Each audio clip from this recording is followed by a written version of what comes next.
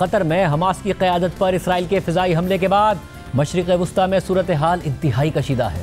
Israel के हामी मगरबी ममालिक हमले की मजम्मत कर रहे हैं। अमरीकी सदर ट्रंप तो इस हमले से फासला अख्तियार कर रहे हैं, मगर ये मुअम्मा अपनी जगह बरकरार है कि आया इसराइल ने ट्रंप को इस हमले का बताया था या नहीं। ये बात इसलिए भी अहमियत की हामिल है क्योंकि अरब ममालिक सिक्योरिटी के लिए ना सिर्फ अमरीका की तरफ ही देखते हैं, बल्कि इन ममालिक में अमरीका के बड़े फौजी अड्डे भी मौजूद हैं। सारी सूरत हाल में अरब ममालिक ख़ासतौर पर सऊदी अरब का सख्त रद्द-ए-अमल सामने आया है और उसने कहा है कि इस हमले के संगीन नताइज होंगे। जबकि खुद कतर के वज़ीर आज़म शेख मोहम्मद बिन अब्दुर्रहमान अस्सानी ने कल गैर मामूली प्रेस कॉन्फ्रेंस करते हुए कहा कि कतर हमले पर जवाब का हक रखता है और तमाम ज़रूरी इक़दाम उठाए जाएंगे।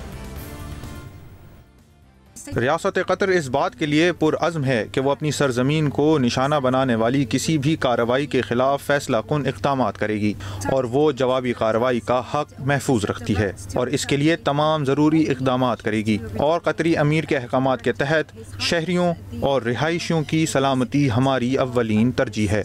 इसी बुनियाद पर कल से हम तमाम पॉलिसियों और हिदायत का जायज़ा लेंगे ताकि आइंदा ऐसे इक़दाम को रोका जा सके और दोबारा ऐसा वाक़या पेश न आए। कतर की सरजमीन पर होने वाला इसराइली हमला सिर्फ और सिर्फ रियासती दहशतगर्दी कहलाया जा सकता है जो नेतन्याहू जैसे शख्स की जानिब से की जा रही है। ये पूरे खित्ते के लिए एक वाज़े पैगाम है। मेरा ख्याल है कि हम एक फैसला कुन लम्हे पर पहुँच गए हैं। पूरे खित्ते को इन वहशियाना इक़दामात के खिलाफ जवाबी रद्द अमल देना चाहिए क्योंकि ये सिर्फ एक चीज़ को जाहिर करता है कि इस शख्स की बर्बरियत खित्ते को बदकिस्मती से उस मकाम तक ले जा रहा है जहां से हम किसी मामले को संभाल नहीं सकते, कुछ दुरुस्त नहीं कर सकते और ना ही बैनुल अक़वामी क़वानीन के दायरे में रहकर काम कर सकते हैं। इस सारी सूरत हाल में अमरीकी सदर ट्रंप का बाकायदा मौक़िफ़ भी सामने आ गया है। कल शाम को सहाफ़ियों से गुफ्तगू करते हुए ट्रंप ने कहा कि वो इस हमले से बिल्कुल भी खुश नहीं है।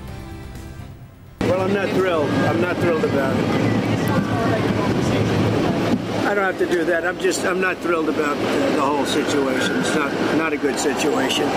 But I will say this: we want the hostages back, but we are not thrilled about the way that went down today. You were caught by surprise. I'm never surprised by anything, especially when it comes to the Middle East. I would tell you this: I was very unhappy about it. Very unhappy about every aspect, and we got to get the hostages back. But I was very unhappy about the way that went down. जबकि इससे पहले Trump ने Qatar पर Israeli हमले के हवाले से social media पर पोस्ट करते हुए लिखा था कि आज सुबह अमरीकी फ़ौज ने ट्रंप इंतज़ामिया को इतला दी कि इसराइल हमास पर हमला कर रहा है, जो बदकिस्मती से कतर के दारुल हुकूमत दोहा के एक हिस्से में था। यह फैसला इसराइली वज़ीर आज़म नेतन्याहू का था, ये मेरा फैसला नहीं था। कतर जो कि खुद मुख्तार मुल्क है और अमेरिका का करीबी इत्तेहादी है और हमारे साथ मिलकर और रिस्क लेकर बहादुरी के साथ अमन कायम करने की कोशिश कर रहा है। कतर के अंदर एक तरफा बमबारी ना इसराइल और ना ही अमेरिका के मकासद को आगे बढ़ाती है। ताहम हमास को ख़त्म करना, जो गज़ा के लोगों की मुश्किलात से फ़ायदा उठा रही है, एक काबिल तारीफ़ मकसद है। सदर ट्रंप ने अपनी पोस्ट में मज़ीद लिखा है कि मैंने फ़ौरन नुमाइंदा खुसूसी स्टीव विटकॉफ को हिदायत दी कि वो कतरी हुक्काम को इस हमले की इतला दें। उन्होंने इतला दे दी, लेकिन अफसोस उस वक्त तक बहुत देर हो चुकी थी।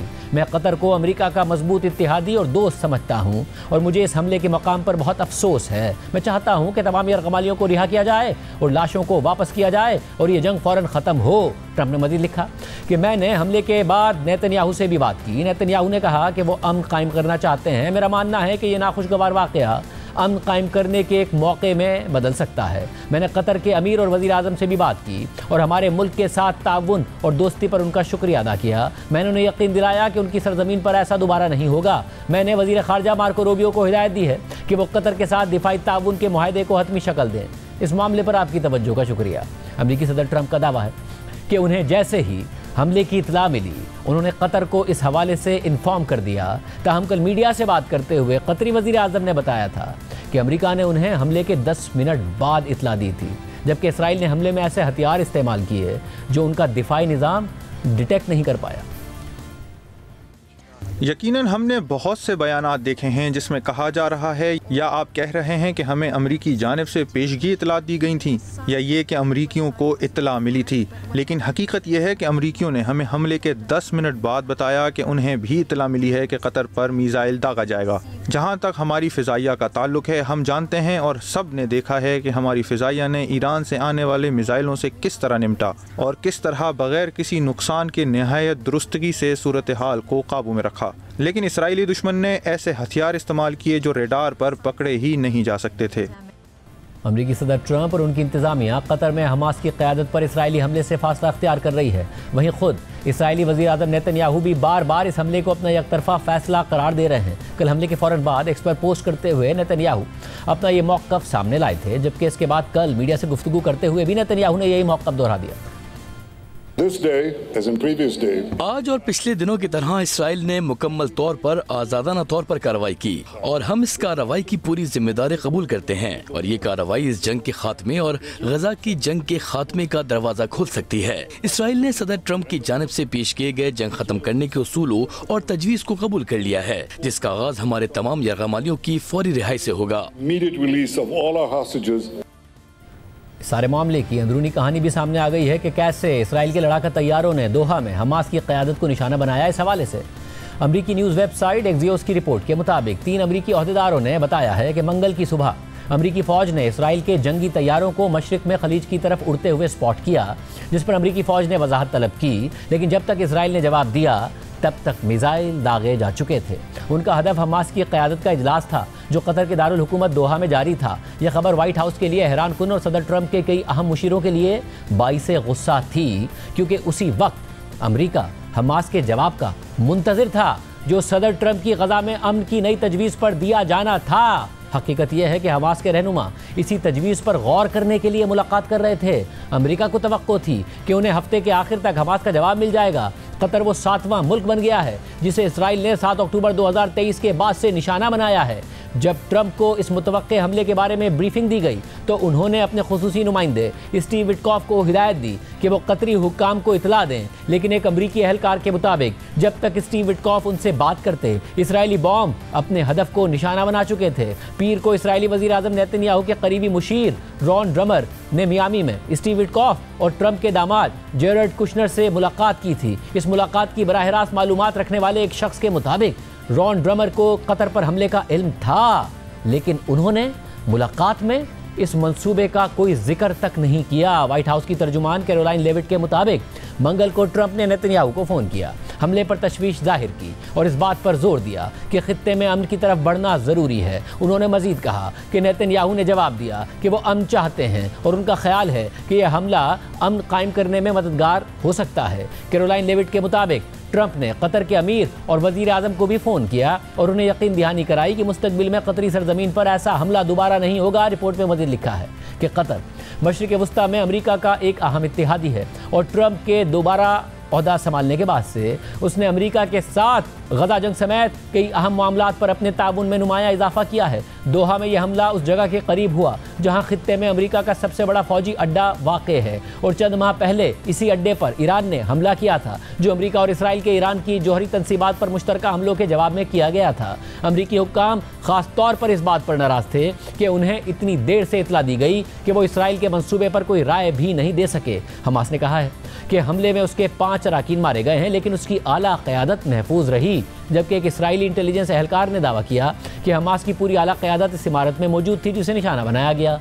कतर की वज़ारत दाखिला के मुताबिक उसके दाखिली सिक्योरिटी फोर्स का एक एहलकार भी हमले में मारा गया है, जबकि CNN ने इस हवाले से लिखा है कि एक इसराइली एहलकार के मुताबिक हमले में 10 से ज़्यादा इसराइली लड़ाका तैयारों ने हिस्सा लिया था, जिन्होंने 10 से ज़्यादा मिसाइल दागे। इसराइली एहलकार ने बताया कि तवील फासले के इस हमले के लिए तैयारों को मिड एयर रिफ्यूलिंग की ज़रूरत पड़ी और तमाम तैयारों ने दोहा में एक ही हदफ को निशाना बनाया, जबकि 2 इसराइली ज़राए ने CNN को बताया कि इस ऑपरेशन की महीनों से तैयारी की जा रही थी, लेकिन पिछले चंद हफ्तों में इसकी मनसूबाबंदी को तेज़ कर दिया गया था। कतर की वज़ारत ख़ारजा के तर्जुमान ने कहा कि यह हमला रिहायशी इमारतों पर किया गया जहाँ हमास के सियासी ब्यूरो के कई अराकीन रिहाइश पजीर थे। वाज़ेह रहे कि इसराइल ने इस हमले में हमास की क़यादत को उस वक्त निशाना बनाया जब वो गजा में जंगबंदी और इसराइली यरगमालियों की रिहाई से मुताल्लिक अमरीका की नई तजवीज़ का जायज़ा ले रहे थे। खलील हैया और खालिद मशअल समेत हमास के अहम रहनुमा मुमकिना तौर पर इसराइल का हदफ थे।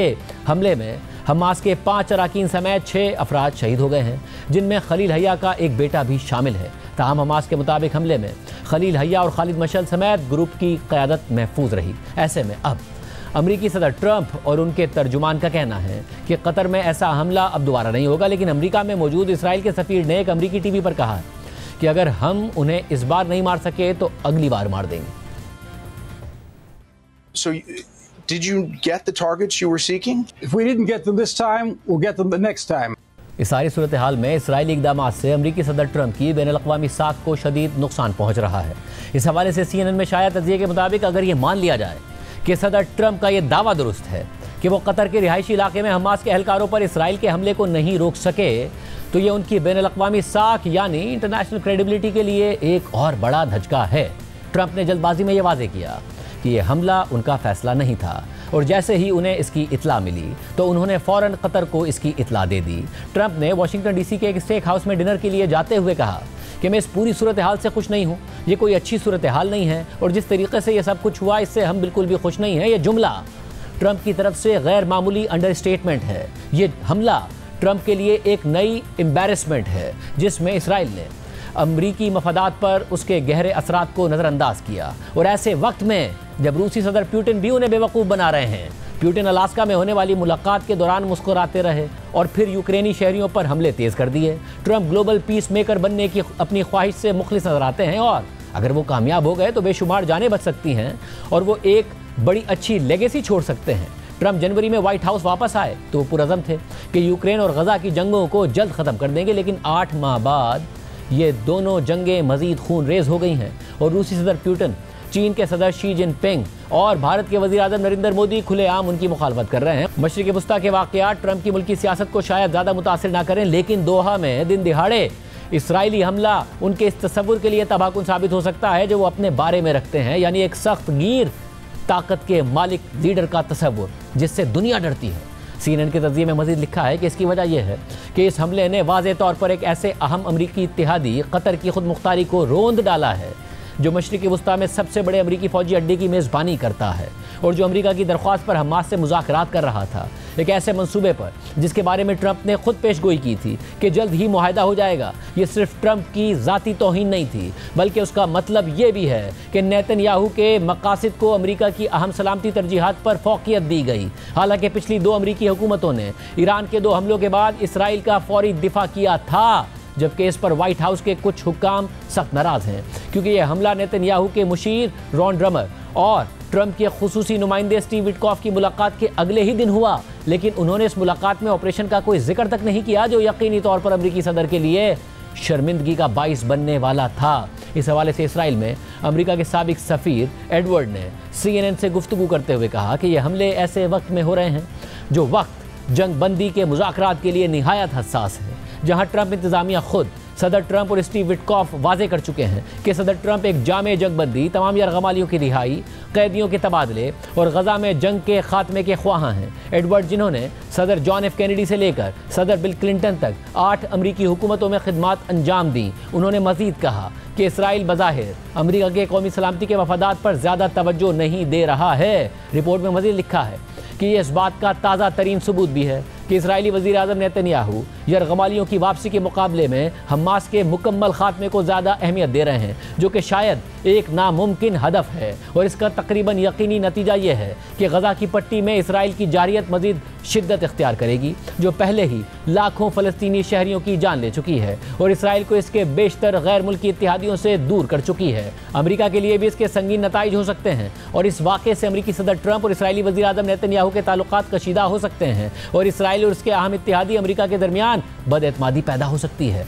इसी तरह यह हमला ट्रंप की उस साख को भी बिखेर कर रख देगा जो वो इसराइल और हमास के दरमियान एक दूर के सालिस के तौर पर बना रहे थे, और इस बात का इम्कान है कि कतर अमन मुज़ाकरात से पीछे हट जाए कतर के वजीर आजम ने इसराइल पर रियासती दहशत गर्दी करने का इल्ज़ाम लगाया है, जबकि कुछ अमरीकी मुबस्सिरीन कतर पर इल्ज़ाम लगाते हैं कि वो हमास रहनुमाओं को जगह देकर डबल गेम खेल रहा है। लेकिन कतर इस हमले को अमरीका के करीबी इत्तेहादी की तरफ से गद्दारी समझेगा, खास तौर पर इन कई बरसों के बाद जब उसने न सिर्फ मशरिक़ वस्ता बल्कि अफगानिस्तान और वेनेज़ुएला जैसे खित्तों में भी यरगमालियों की रिहाई के मामला समेत अमरीकी सिफारती तरजीहात को आगे बढ़ाने के लिए काम किया है। जबकि इस हमले का मनफी असर ट्रंप के ज़ाती और सियासी मफादात पर भी पड़ सकता है, खासतौर पर वसी अरब दुनिया पर, जहां ट्रंप ने अपनी दूसरी मुद्दत के पहले खलीजी दौरे में भरपूर सिफारतकारी की थी, जिसमें कतर ने उनका शानदार इस्तकबाल भी किया था। CNN के मुताबिक इस मामले से ट्रंप इंतजामिया की ये उम्मीद भी मुतासिर होगी कि वो अब्राहम अकॉर्ड्स को मजीद आगे बढ़ाए, जिनके जरिए इसराइल और कुछ अरब रियासतों के ताल्लुकात नॉर्मलाइज हुए थे, और ये ट्रंप की नोबेल इनाम हासिल करने की कोशिश का मरकजी हिस्सा भी है। लेकिन अब ट्रंप का यह हदफ पहले से कहीं ज़्यादा दूर होता दिखाई देता है। इसी तरह दीगर खलीजी ममालिक के रहनुमा जो कारोबार और सयाहत के बड़े मराकज़ हैं, वो भी ये सोचने पर मजबूर हो जाएंगे कि अगर इसराइल अमरीका की फ़ौजी मौजूदगी के बावजूद कतर पर बआसानी हमला कर सकता है तो क्या अगली बारी उनकी होगी। रिपोर्ट में मज़ीद लिखा है कि बहुत से अमरीकी माहिरीन इसराइल की इस कोशिश को इस बात का नया सबूत समझेंगे कि नेतन्याहू जंग को तूल देना चाहते हैं। नेतन्याहू 7 अक्टूबर 2023 को हमास के इसराइली शहरियों पर हमलों के बाद होने वाली सिक्योरिटी नाकामियों की नागुज़ीर तहकीकात को मौखर करने में कामयाब हो गए हैं, और उनके ज़ाती कानूनी मसाइल भी उस वक्त तक दबे रह सकते हैं जब तक कि वो अपनी दाएं बाजू की सख्त गिर हुकूमत के सहारे इक़्तिदार में रहते हैं। कई इसराइलियों ने हमास के तकरीबन 2 साल पहले होने वाले हमलों को सिर्फ इसराइल पर हमला नहीं समझा, बल्कि उसे होलोकॉस्ट के बाद यहूदियों को मिटाने की सबसे भयानक कोशिश करार दिया। लेकिन अब बहुत से इसराइली नेतन्याहू की जानिब से गजा पर मुसल्लत की गई मुकम्मल जंग के मुखालिफ हैं और यरगमालियों की रिहाई के लिए एक मुआहदे के ख्वाह हैं। नेतन्याहू ने फ़ौरन ये वाज़े करने की कोशिश की कि कतर पर हमला मुकम्मल तौर पर एक आज़ाद इसराइली कार्रवाई थी, ताकि ट्रंप को कुछ सिफारती सहारा मिल सके। लेकिन मशरिक़ वस्ता में साजिशी नज़रियात मकबूल होते हैं और अमेरिका को ये यकीन दिलाने में मुश्किल पेश आ रही है कि उसे कुछ मालूम नहीं था, जबकि इसराइल ने 10 जंगी तैयारे जो मुमकिना तौर पर अमेरिकी साख्ता F-35 तैयारे थे, हथियारों से लेस करके टारगेट के करीब पहुंचा दिए। कुछ अफराद को शुबा होगा कि ट्रंप ने इस हमले की मंजूरी दी थी या कम से कम इस पर खामोश रजामंदी जाहिर की थी। इसके अलावा कतर पर होने वाले इस हमले के बाद कतर में हमास की क़यादत की हिफाजत गैर यकीनी का शिकार हो गई है।